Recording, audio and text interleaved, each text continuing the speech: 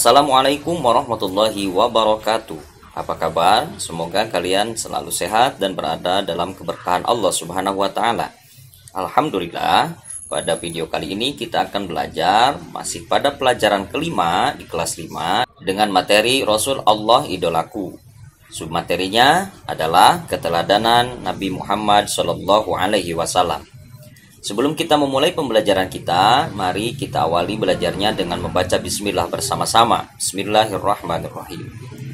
Adapun tujuan pembelajaran kita kali ini adalah setelah kalian menyimak video ini, kalian diharapkan dapat memahami kisah Nabi Muhammad SAW, dapat menjelaskan kisah Nabi Muhammad SAW, dan dapat mengambil pelajaran atau hikmah keteladanan dari kisah Nabi Muhammad SAW.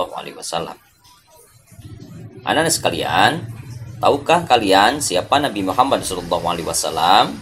Nabi Muhammad SAW adalah putra Abdullah bin Abdul Muthalib bin Hashim bin Abdul Manaf bin Qusay bin Kilab bin Murrah bin Ka'ab bin Lu'ay bin Ghalib bin Fihir yang dijuluki Quraisy, bin Malik bin Nadhr bin Kinanah bin Huzaimah bin Mudrikah bin Ilyas bin Mudhar bin Nizar bin Ma'ad bin Adnan.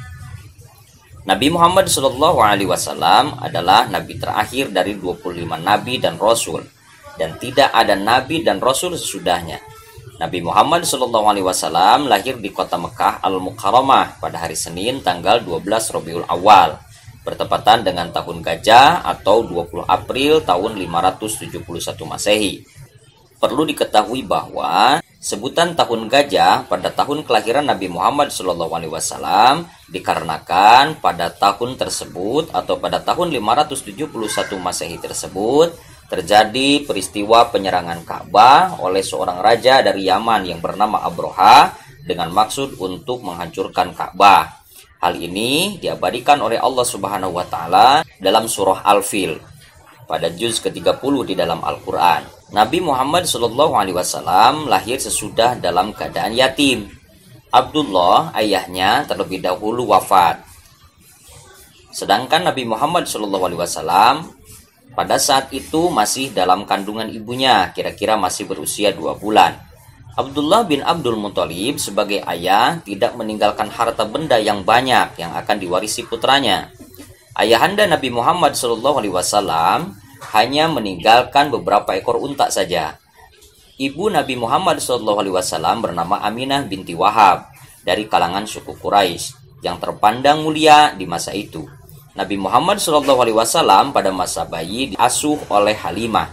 Setelah usianya lebih kurang 2 tahun, Halimah menyerahkan Nabi Muhammad SAW kepada ibunya kembali. Pada masa kanak-kanak, Nabi Muhammad SAW selalu diajak pamannya Abu Thalib untuk mengembala kambing. Ia senang dengan pekerjaannya dan sayang pada hewan. Karena itu, paman Nabi Muhammad SAW sering menyebutnya si cerdas yang lincah dan baik. Pada usia muda, Nabi Muhammad SAW terkenal tabah, sabar, bertanggung jawab, dan pekerja keras, serta sangat jujur, sehingga ia diberi julukan Al-Amin, artinya terpercaya. Pekerjaan yang digelutinya saat itu adalah berdagang ke negeri Syam. Ia membawa berbagai jenis dagangan milik saudagar kaya bernama Khadijah.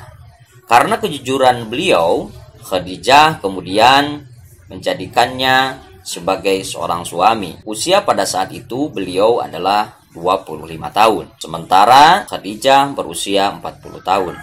Pada usia 40 tahun, Nabi Muhammad SAW diangkat menjadi Rasul, berdakwah mengajak umat manusia untuk menyembah Allah Subhanahu wa taala dan meninggalkan kemusyrikan, yaitu penyembahan terhadap berhala.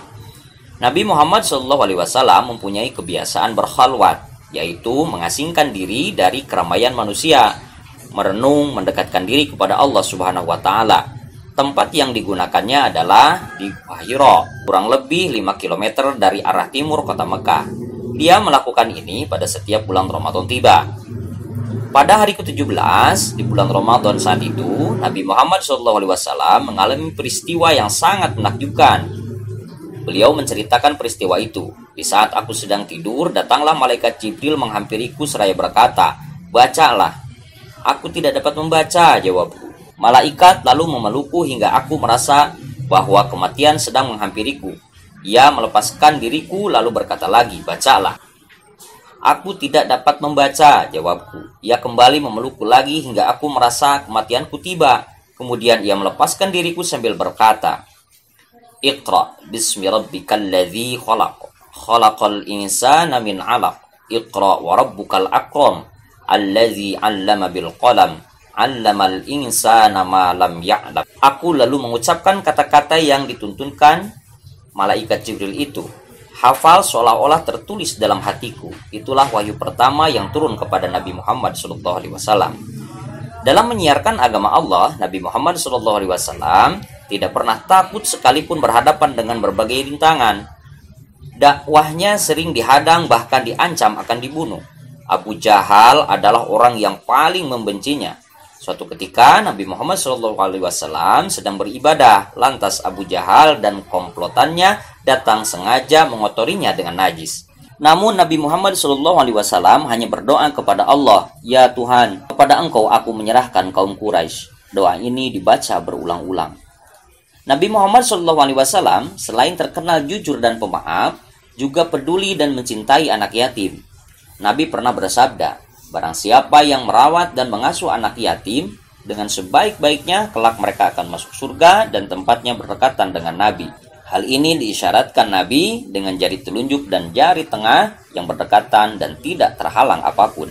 Begitu cinta Nabi Muhammad SAW kepada umatnya, terutama kepada anak yatim. Rasul terakhir adalah Nabi Muhammad SAW. Dialah Nabi dan Rasul penutup. Tidak ada lagi Nabi dan Rasul setelahnya. Karena Nabi Muhammad sebagai penutup para nabi, maka sering disebut dengan Khatimul Anbiya. Artinya penutup atau penghabisan para nabi dan rasul. Nah, anak-anak sekalian, banyak pelajaran yang dapat kita petik dari kisah Nabi Muhammad SAW tadi. Di antaranya adalah Nabi Muhammad SAW lahir bertepatan pada tahun Gajah atau tahun 571 Masehi. Nabi Muhammad lahir dalam keadaan yatim. Kemudian, di waktu kecil sering membantu mengembala kambing. Selanjutnya, pada usia muda rajin bekerja dan tangguh. Nabi Muhammad SAW terkenal sebagai orang jujur dengan gelar Al-Amin, yaitu orang yang dapat dipercaya. Nabi Muhammad SAW pada usia 40 tahun diangkat menjadi Rasul. Nabi Muhammad SAW menerima wahyu Al-Quran di Gua Hira, yaitu surah Al-Alaq ayat 1 sampai dengan 5. Nabi Muhammad SAW cinta dan sayang kepada anak yatim.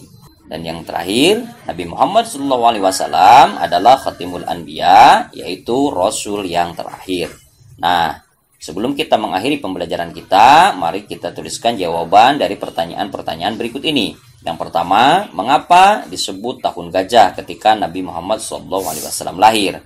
Yang kedua, bagaimanakah sikap Nabi Muhammad SAW terhadap orang-orang yang hendak membunuhnya? Dan yang ketiga, jelaskan sikap terpuji Nabi Muhammad SAW pada masa kanak-kanak dan masa pemuda. Demikianlah pembelajaran kita kali ini, semoga bermanfaat. Mari kita akhiri pembelajaran kita dengan membaca Alhamdulillah bersama-sama. Alhamdulillahirrabbilalamin. Wassalamualaikum warahmatullahi wabarakatuh.